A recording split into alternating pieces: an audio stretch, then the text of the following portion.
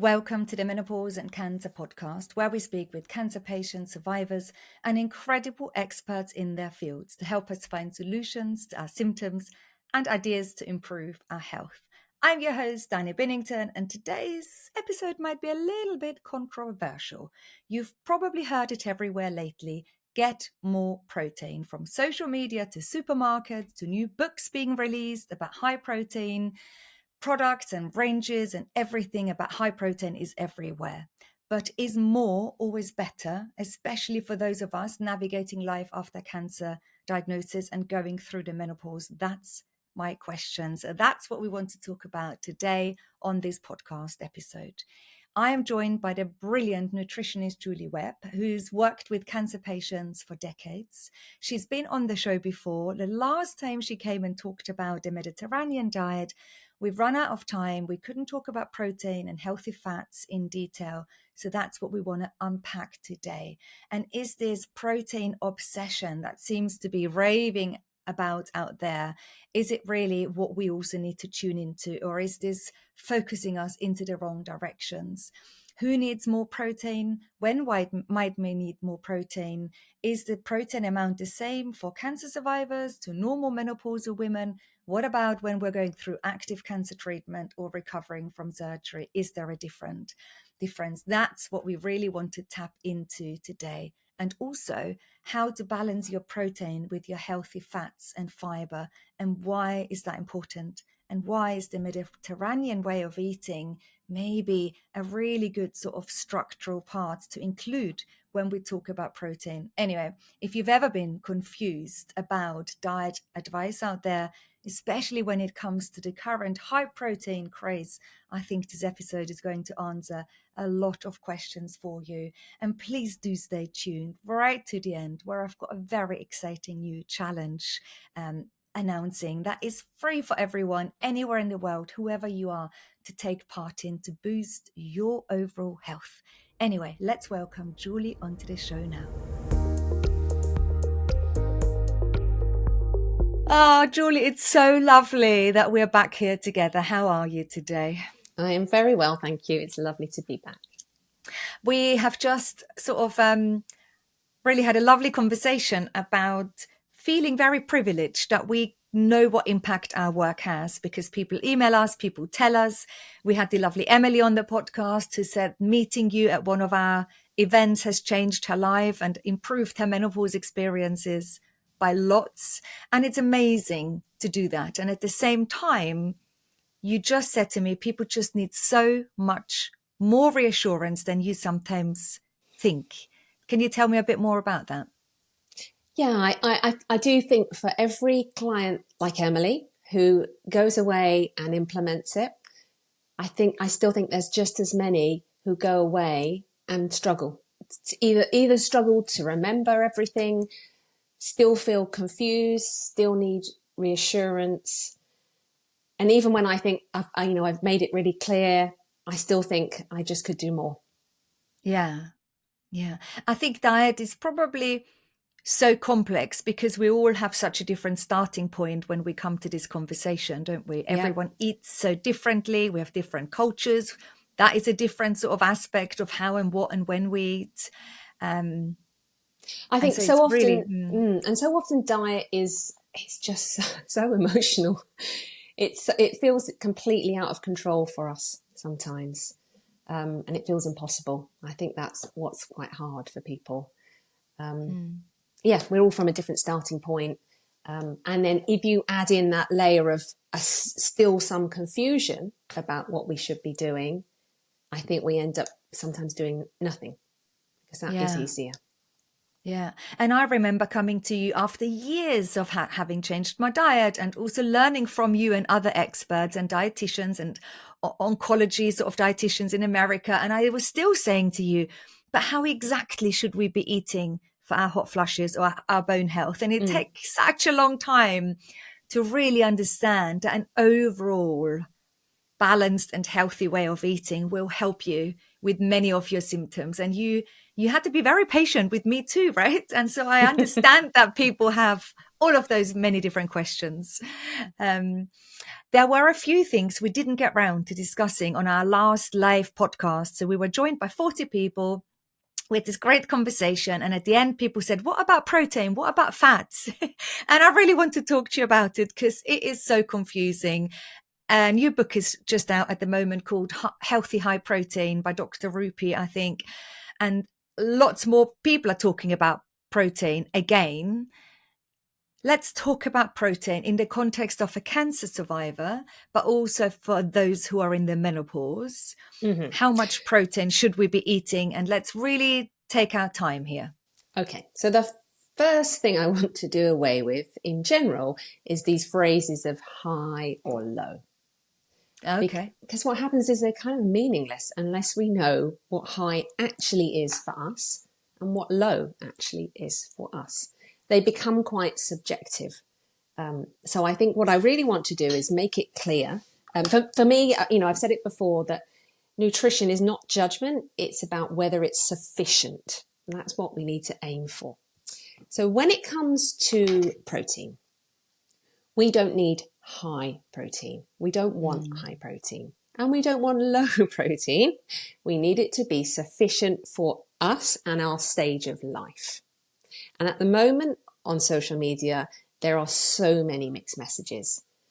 So for a typical woman pre-menopause, we need roughly 0.8 grams of protein per kilo of body weight.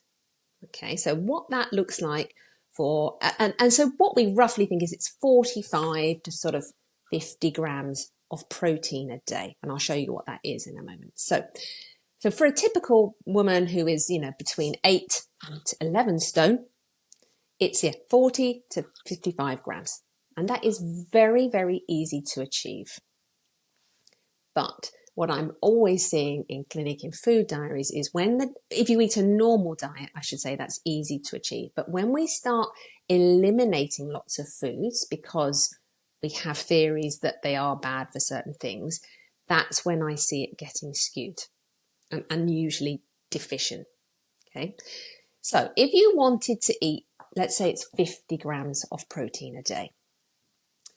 If you were to have an evening meal, I usually do it in reverse because people tend to eat more protein in their evening meal. So if you were to have a piece of chicken, a typical chicken breast, so I usually work with a handful. Some people want to know the weight, so let's say it's 120 grams, but it's a chicken fillet, say.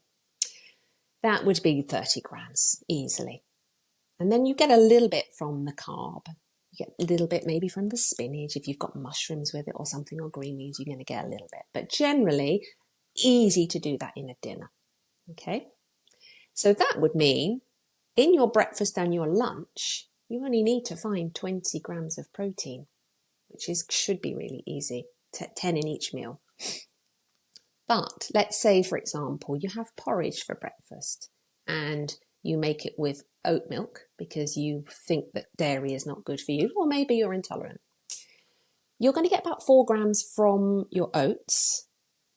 But if you use oat milk or almond milk, you're going to get no protein, virtually none. So then that breakfast is 4 grams of protein. Or sometimes people say, I make it with water. That becomes a very low protein breakfast. Then say at lunch, you have a chickpea salad. It looks great, doesn't it? And you're thinking it's high fibre. It's half a tin of chickpeas is, say, 7-8 grams of protein. So you're just a little bit under then, that means. Yeah. So as long as you learn that you build protein, you don't have to eat animal protein at each meal. But if you build protein by adding in some nuts and seeds, by adding in, for example, at breakfast, you would use soy milk or milk from a cow or a sheep, you add little bits in, but we don't need to achieve these huge amounts. So this is pre-menopause. Then at menopause, whether it's a normal menopause or a chemically, surgically induced menopause, the theory is that we then need to start having a bit more to prevent, muscle atrophy. But whether we need these huge amounts, we're unsure. Okay, so The theory is that we need roughly 1.2 grams at that point. Still not huge amounts. Yeah, but it does mean you wouldn't get away with just animal protein in one meal. You need to start adding it in. Yeah, and really starting to think about it and just becoming aware without having to count everything. You'll get a really good awareness of how to make a breakfast, for example, 20 grams. How to make your lunch, 20 grams. And then with that evening meal, that would easily get you at about 70. But generally, people don't need more than about sort of 70. The concern with having too much protein, from my point of view, I'm really keen that people follow that plate. So we never want to put all of our calories into one of the categories because then it's going to exclude one of the others. And we want that balanced plate because each bit of the plate plays a different role.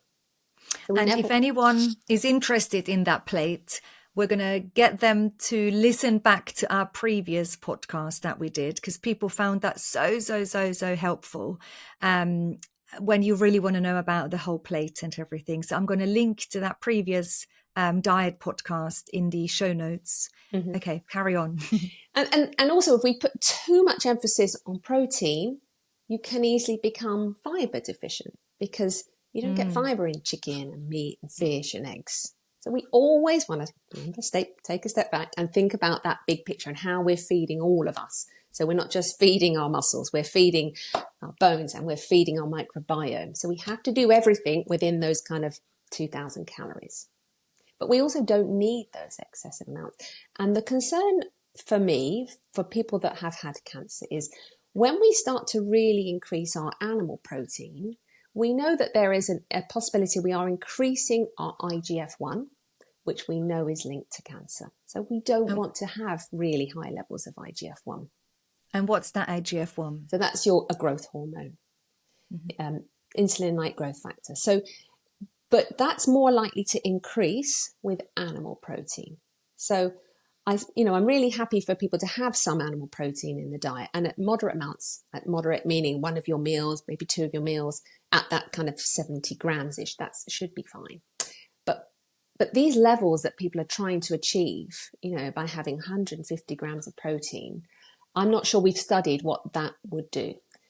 So that would be my concern. So I prefer people to try and meet their extra needs through some of these kind of plant proteins like the lentils and the beans and the chickpeas. And then if I've got someone needing high levels of protein because they're that much taller or because, they're struggling with appetite, or I should say the opposite, they're struggling with too much appetite, so very, very hungry. Having a high protein diet, I use it in the short term because it's quite good at suppressing appetite. So I use quite high protein, but I don't do it through animal protein. That's when I sometimes put in, the plant protein smoothies.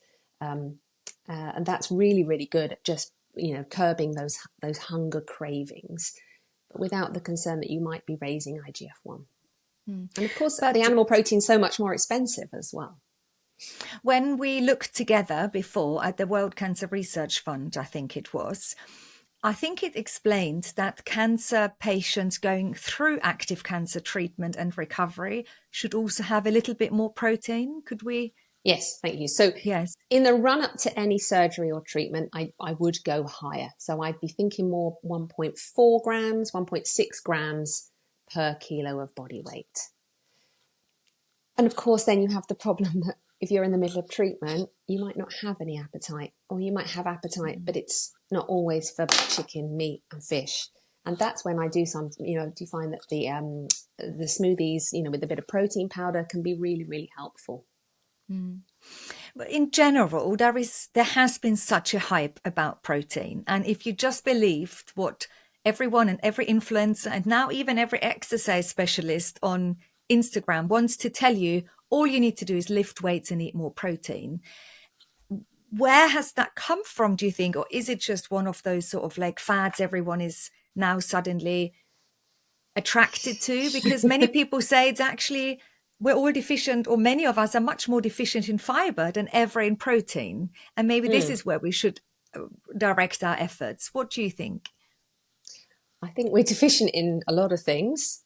And that comes from having these fads where we suddenly all go over to protein. Then if we all went over to plant-based, then we could be deficient in protein. If we suddenly all eat just chickpeas, and exclude milk, and then we can become deficient. So I think it's fads for whatever reason. They just they make people popular.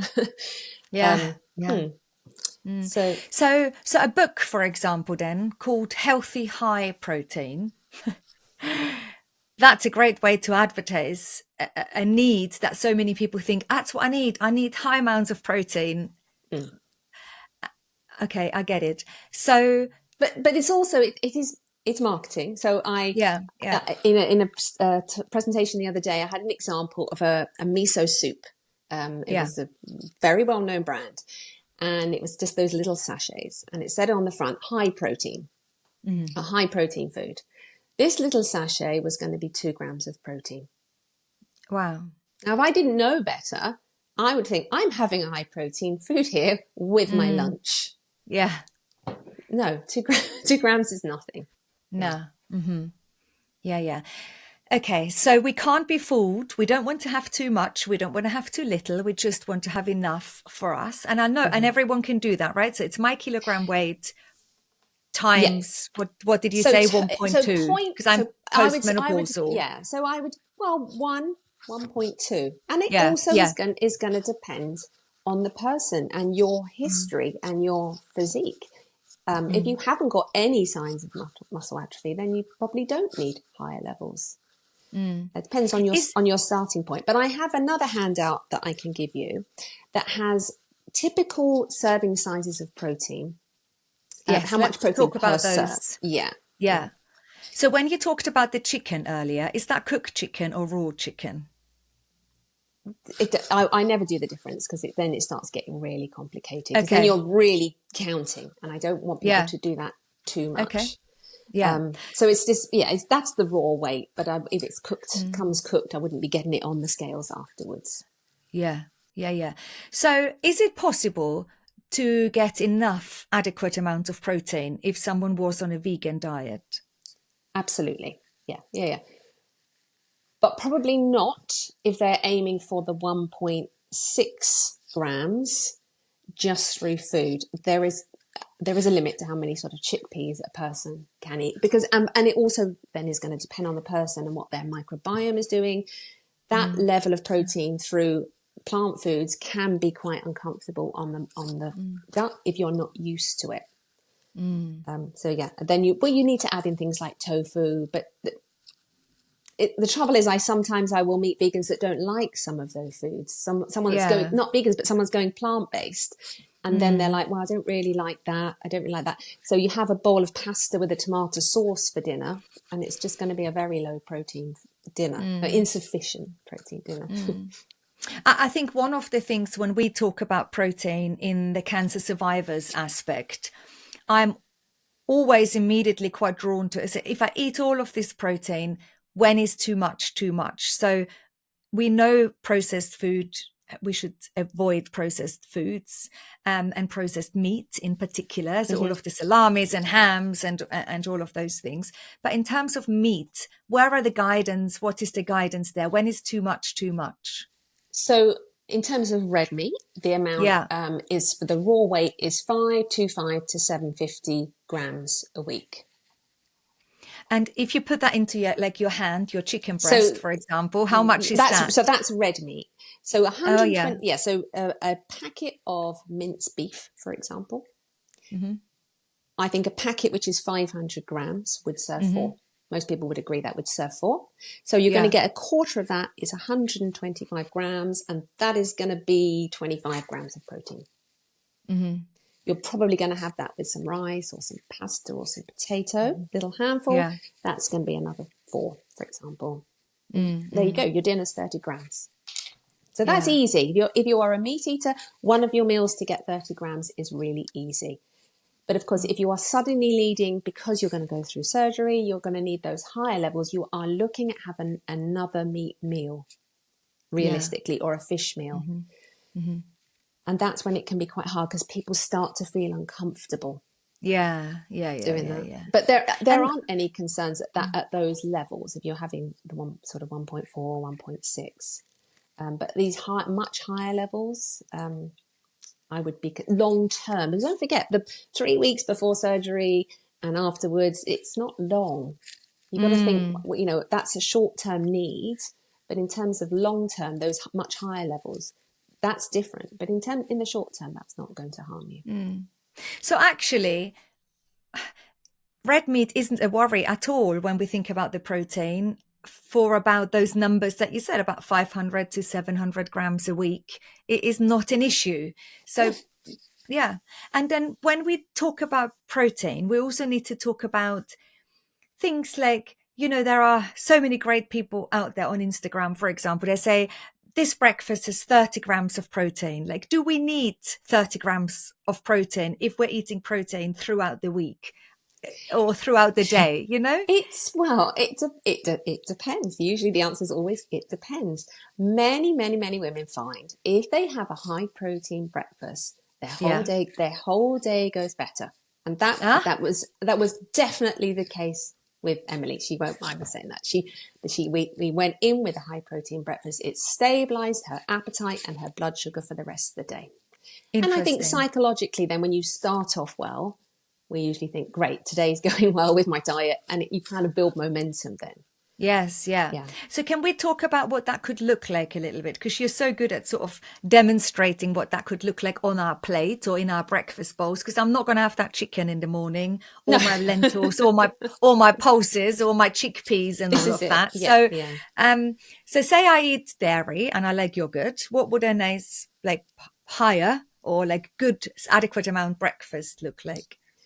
So you are looking at having the yogurt. I'm quite a big fan of a particular type of yogurt, the much thicker yogurts, the Greek sort of natural yogurt. So there is a brand called Fibre. It's spelled Fage, but you can get versions of it in Lidl and Aldi. But it's a very thick yogurt. That has twice as much protein per gram. Oh, wow. Okay.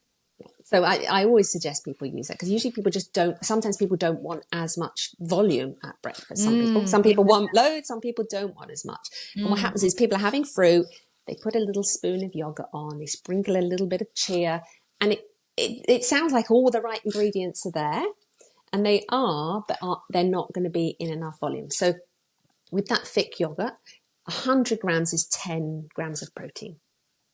Whereas if you just use like a other kind of well-known yogurts, it would be half that. So you've got to have twice as much. Yeah, interesting.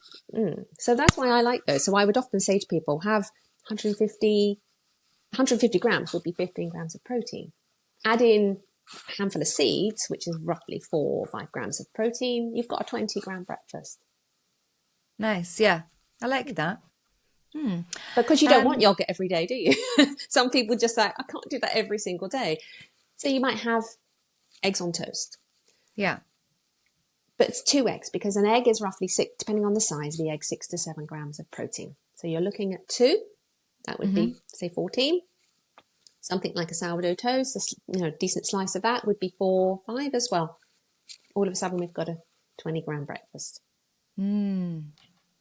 Yeah. So you kind of like really need to rethink it, isn't it? It takes the planning. It takes that little bit of planning because if someone thinks I want to start my day well, and you always say we don't have to make so many changes, maybe just changing your breakfast and planning for that is a good idea, isn't it? If you think it actually helps people to feel set up for the day and it helps them balance their blood sugar levels, then it might be quite a good idea to think I'm going to just prep or plan a few healthy breakfasts for myself, looking at that protein content. Yeah, and of course the benefit of something like the yogurt with some oats and the seeds is you are also going to hit your fibre requirements. See, I really like it when a meal can do both. For me, I just make my clients say, if you're going to eat 3 times a day, divide up what you need between those 3 meals to take off the stress. If you don't eat so well at breakfast and lunch, you've got an awful lot to achieve in your evening meal, when quite often we're not so good at handling sugars. We're not necessarily so good at handling fats in the evening, and it's later. Yeah. Plus, you've done everything you've needed to do in the day, running on very little gas.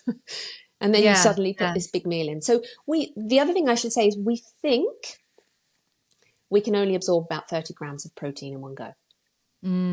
Which then means we can't have just one meal a day, because no one needs just 30. Yeah, therefore, you have to have at least 2. Plus, obviously, we need that 30 grams of fibre. You can't do 30 in one meal. That's quite uncomfortable. Yeah. Yes. So I always think just divide it. So at breakfast, I always think roughly 20 and roughly 10, 15 of the fibre. So if you had that yoghurt and you put in the oats and a handful of something like flax, or a mixture of flax, chia and walnuts, that breakfast could be between 10 and 15 grams of fibre as well. Yeah.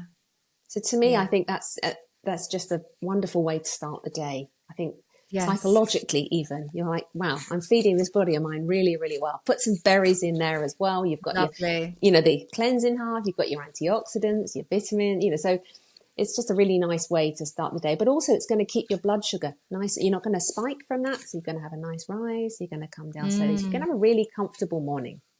Yeah. And is it possible to get a high protein plant-based yogurt as well? Or are they not as high in protein? The soya, the soya yogurt is going to be the same as a normal Greek yogurt.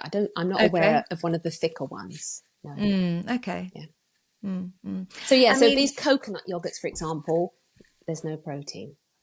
I mean, if we reframed that for our cohort of cancer survivors who are then pushed into the menopause, we know we need a little bit more protein than the average premenopausal person, but we almost need to reframe it and say high proteins aren't healthy for us. We need to say healthy, adequate proteins. It's not just that it's not healthy, it's really hard to achieve.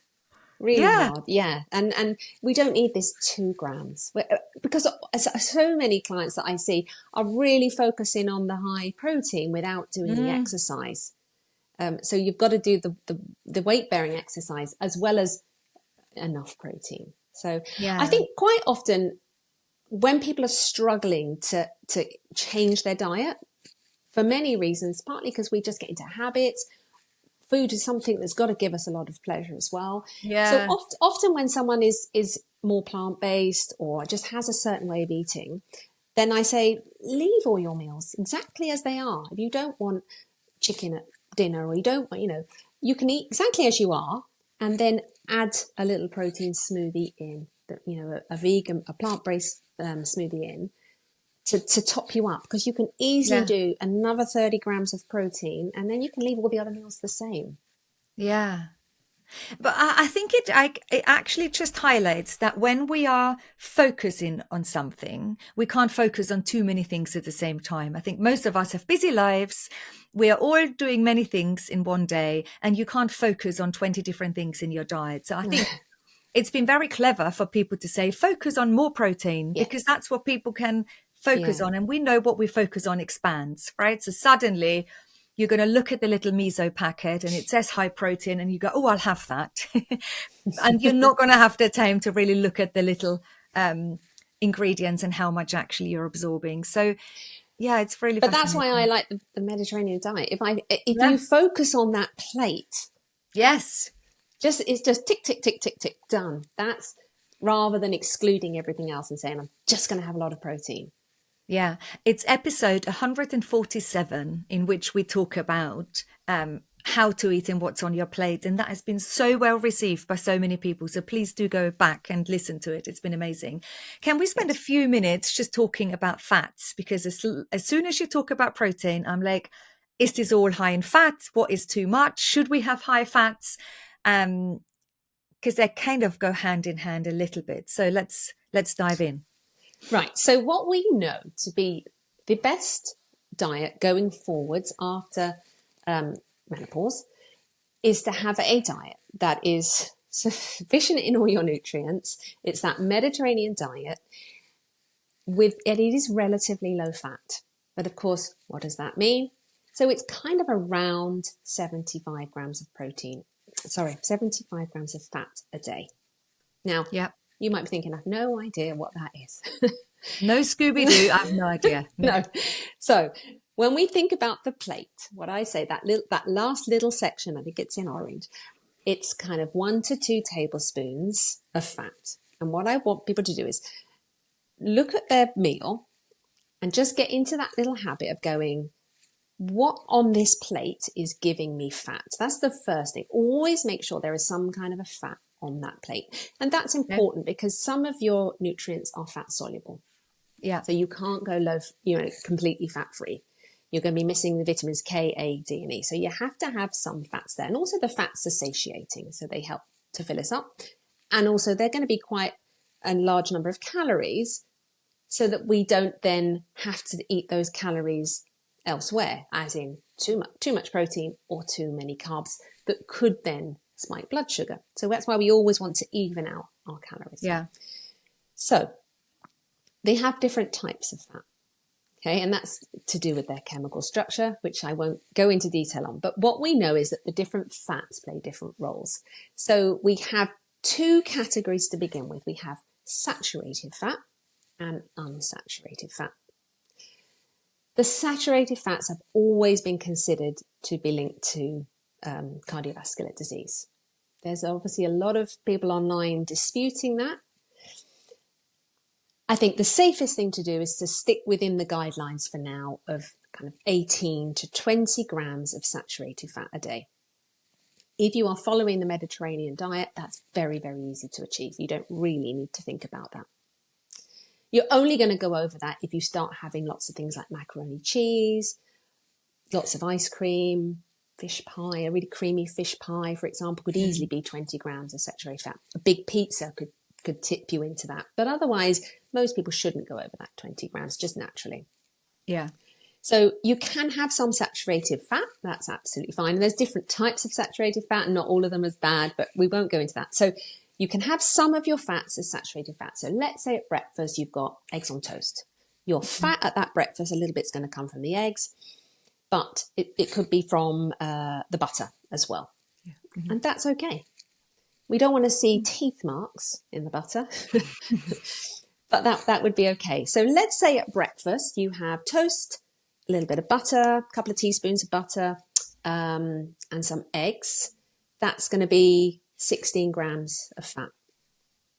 So I always think, again, if you're having roughly 75 grams of fat, divide that between your 3 meals. So in your head, think a meal shouldn't go over, say, 25 grams.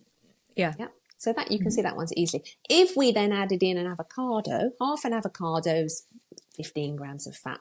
So that meal is slightly higher fat meal. So that would be 30 something grams.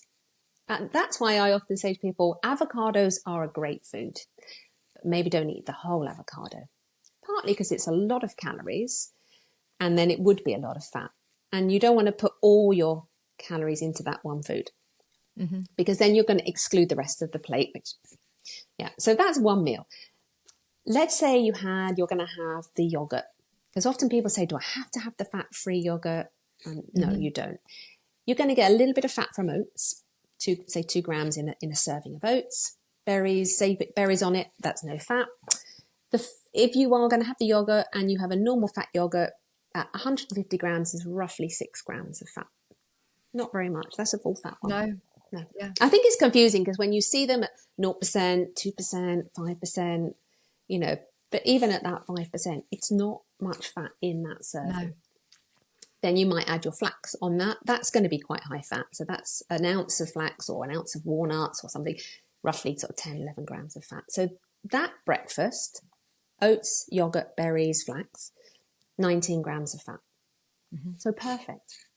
Yeah, lovely. Yeah.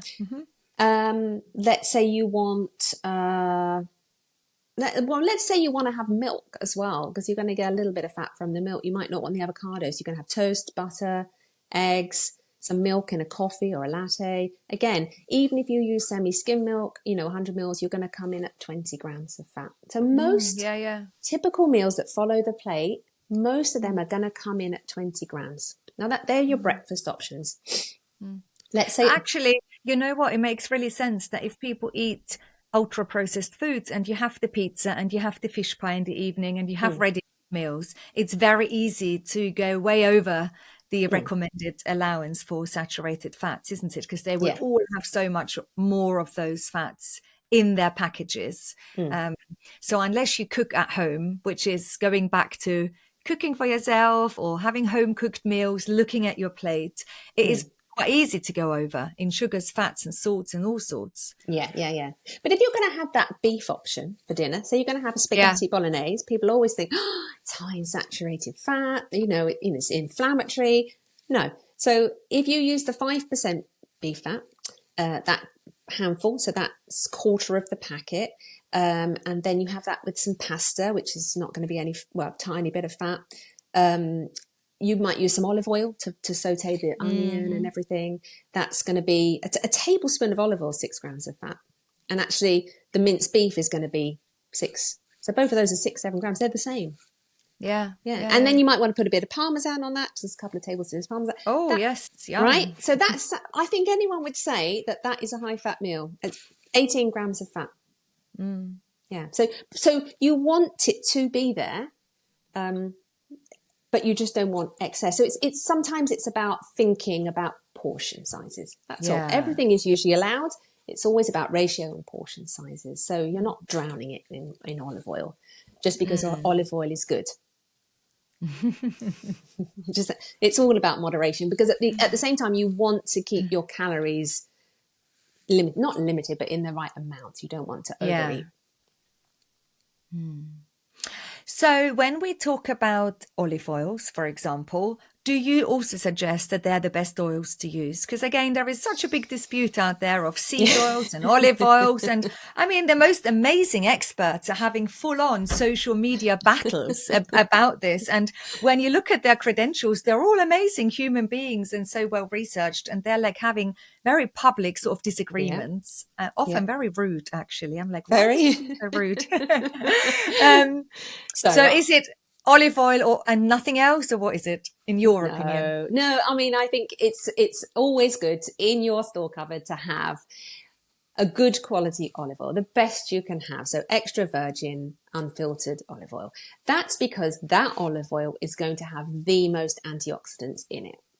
Okay. Because it's the first press of these olives. It's got the most nutrients in it. Now, if you heat that olive oil, it's not going to get damaged. It's just going to lose some of the antioxidants. And what they're going to do is protect it. Yeah.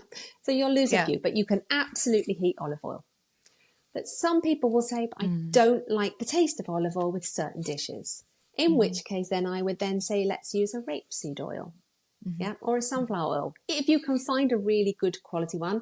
There are concerns about them, whether they're in plastic bottles on the supermarket shelves under those bright lights, and they're very, very processed. Some concerns about that, but we don't know the answer yet. But I think if you are using kind of that 1 tablespoon, 1 to 2 tablespoons, I don't think there are any concerns about that. So sometimes use the oil that will fit what you want to do.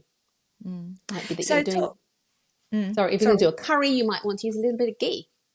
Yeah. That might be better. So talk me through a handful of nuts and what does that mean in terms of fats and calories? Because there are so many people who say a handful of nuts can transform how you're feeling, part of your menopause symptoms. It's really good for you. It's good for our brain health. But is it too much in fats? Is it too much in calories? Right. So when we said about the fats originally, we've got the saturated and the unsaturated. So the saturated you can have, but the unsaturated you want to have, you want to include. So you actively do want to include a handful of nuts every day if you can. Okay. So when it comes to unsaturated fats, there's 2 categories again. Okay. So we have the monounsaturates and the polyunsaturates, and they play different roles in the body. So try if you can to include the monounsaturated fats. So that would be a handful of walnuts. The olive oil, the avocado, for example. So try in one of your meals to think, or frequently to include those fats. So a handful of nuts is going to be kind of 10 grams of fat. Yeah, 100 something calories. But what's dangerous with nuts is it's very easy not to stop. And that's fine if your weight is within a safe range. But if that's something you need to work on, you just need to be mindful of whether you're snacking on nuts, too many nuts. Then we've obviously got the polyunsaturated fats. So these would be our omega-3 and our omega-6. And they're very important as well. So that's why you want to include oily fish a couple of times a week. the flaxseed, a couple of tablespoons of flaxseed maybe would play the same role. So try and include that each day. So what I would suggest people do is think about each meal, where you can include your fat, and get a good variety of the fats in there. Always choosing the best quality if you can. Because we talked about brain health before and brain fog, and you did say to me how important it was to get your omega-3s and your omega-6 in and have a good ratio of those. And so that is the macro, and that is the oily fish, isn't it? And what would that be if I wouldn't have maybe animal products? Is that so a bit difficult? If you're vegan or you just don't like oily fish, which many people don't, you want to be you can either take it as a supplement. And so you're kind of thinking about, you'd either want to have 2 servings of oily fish a week, or roughly kind of 250 to 500 milligrams in a supplement. Or you could have the flaxseed every day, or a flaxseed supplement. And then you're looking at having maybe 1,100 milligrams a day, which is what you would get in a couple of tablespoons. Obviously, we could then go on about whether that's as good as the fish oils. We can argue about everything. Yes, yeah. But it's important to just highlight, isn't it? Because for some symptoms, like the brain fog and that sort of cognition and that cognitive health, also going forward, there has been a lot of research into omega-3s, and actually there might be a benefit as we age in general as a population. So it's important to also include those when we think about fats, isn't it? The oily fats are anti-inflammatory, so we do want to include a serving of those every day. And we are going to talk about just an anti-inflammatory diet on a totally different topic, and I can't believe we've spoken about protein and fats for nearly 3/4 of an hour, Julie. And only scratched the surface. I only scratched the surface, but I feel like unless we really break it down, we still walk away. I think people still walk away. They email us, they email you, because they're still not quite clear. And I hope this has made it very clear for people, and for them to go back to episode 147 to look at the plate. And this episode is really building on what is on that plate and what should we look out for. I wonder if we all rebranded the menopause sort of diet conversation for cancer survivors, it probably wouldn't be healthy high protein, wouldn't it? What would it be for you? Would it be like, I'm putting you on the spot here, it would be the Mediterranean diet. It would just be, it would be a vibrant, colourful, balanced diet, which sometimes can feel impossible. But if you break it down in terms of, okay, I want to have some protein at each of my 3 meals. I want to have a healthy fat in each of my 3 meals. So if you say to yourself, and one of those is going to be a handful of nuts each day, it could just be that you have that as a snack. But otherwise, you could say to yourself, which meal could I put that in? Usually it goes in at breakfast, but it might be that you have it as a snack at lunch, or it goes on sprinkled on a salad at lunch. But if you break it, if you just think of each meal as components, then you're going to do everything. And then you have your lovely loads of veggies and fruit and vegetables. And, one of your last tips that you gave on that last podcast, the workshop we did together, he said, usually when I get people to increase their fruit and vegetable intake, I start with fruit. And I really thought about this long and hard. And then I thought, I wonder why she does that. But then I implemented it myself because I didn't eat enough fruit. And there were days where I had a handful of berries or something, but I wouldn't have the apples. And I started to buy really lovely fruit for myself. Like I love a good pear. I love a really lovely plum.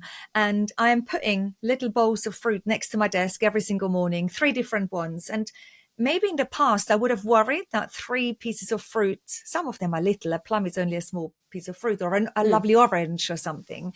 I would have maybe worried that's a bit too much, maybe too much in sugars, my old myth chasing me around, fruits are high in sugar. But I've really enjoyed it. I've had lots of lovely fruit since that conversation that I wouldn't have had. It's definitely added to my 10 a day. Like it's been a really enjoyable and transformative addition to my diet. So I wanted to thank you for that. I've really enjoyed it. It's been great. I think the thing is that the diet, when I work with clients, what I'm always doing is not talking about what you need to avoid. No. It's what you need to include that we've become so scared of because of social media.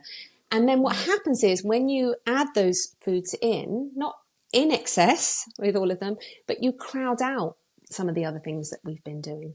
Yeah. I think So, our diets just become skewed for many different people in many different ways. It's become skewed, and it's just about bringing that balance back. so as long as we have a conversation every few months to bring it back and rein it back in, Julie, I think we'll be fine. Will you do that for me? No, but Come back. the thing is that it's absolutely, I think you have to keep having a little audit of your diet Yes. without any judgment. Say, oh, look what's happened. I've got into a few habits where I'm actually just having a slice of toast for breakfast and then rushing on with my day. And then at lunch, I've got into a habit of, so it's just sometimes saying, okay, come on, I remember what to do here. I know it's not that hard. I can get into this again. And maybe you start by just saying, I'm going to start again by having 3 fruits a day. And now I'm going to add in 3 vegetables with my lunch, whatever that is. Rather than thinking it has to be so extreme all the time. And maybe that's the life we live in anyway, because the supermarkets are full of ultra processed foods, and everything we can buy in all of the newsagents is probably 90% is no good for us anyway, or 99%. And so maybe every few months it's very natural to redo and relook and re-audit, because then we get swayed a little bit. And maybe that's the most realistic way of looking at it anyway. What are we going to call this episode, Julie? Is it you don't need high protein? Why you don't need high protein with Julie? Well, it's just sometimes it's just about understanding the actual amounts rather than rather arbitrary terms of high or low. Love it. I think that's the thing. So it's about just maybe sitting down once with a calculator. Because to me, nutrition is so much often about maths. It's saying, this is how much I weigh. You can times that. Well, you obviously don't need to times it by 1 if you're going to go for the 1 gram. But if you want to times it by 1.2, 1.4, just say that's how many grams I need a day and how many meals I have a day. And then depending on which ones you're cooking, you can use my sheet to say, well, look, my dinner's nearly always 30. That's easy. I don't need to worry about dinner. How am I going to make up the extra 40? And it might be that whatever you're buying when you're out, just get in that habit of turning it over, looking at the nutritional information and saying, look, per serve, how much protein am I getting? Just to give you an awareness of what food contains, right? Without being excessive, just saying, look, I know that that's just a very low protein meal. Especially if it's plant-based and you're out, it's usually low in fibre and it's usually low in protein. And will you send me that sheet now? I'm going to make it into a Google Doc so we can add the Google Doc into the show notes, because I don't think we can add PDFs. I don't think. So anyway, will you send it to me? A Google, yes. That would be lovely. Julie, amazing. Thank you, thank you, thank you. I can't wait to talk to you again soon. And thank you for all your helpful tips. It's been great. Nice to see you. Bye, again. my lovely. Bye-bye. Nice to see you. I hope you really enjoyed this episode. And I don't want to be a party pooper and sort of go against what all of these amazing Instagram doctors and influencers and supermarket shelves are trying to advertise us to. But it's important to get the facts right so that we don't just solely focus on the wrong things that might not make a huge difference to us. I love Julie's balanced, really sort of balanced view. And I hope this has clarified a lot of things for you, wherever you're at, if you're going through treatment, post-treatment, or also if you're many, many years on from your active cancer treatment. It's an important one to get right. And I've got something exciting for you. If you are feeling ready to get a bit stronger, a little bit clearer, and a little bit more energized one day at a time, then join me for the Boost 30 Challenge, which we're kicking off on the 1st of June.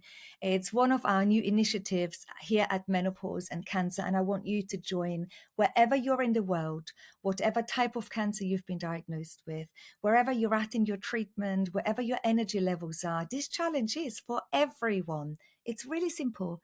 30 days and 5 daily and weekly habits to boost your well-being.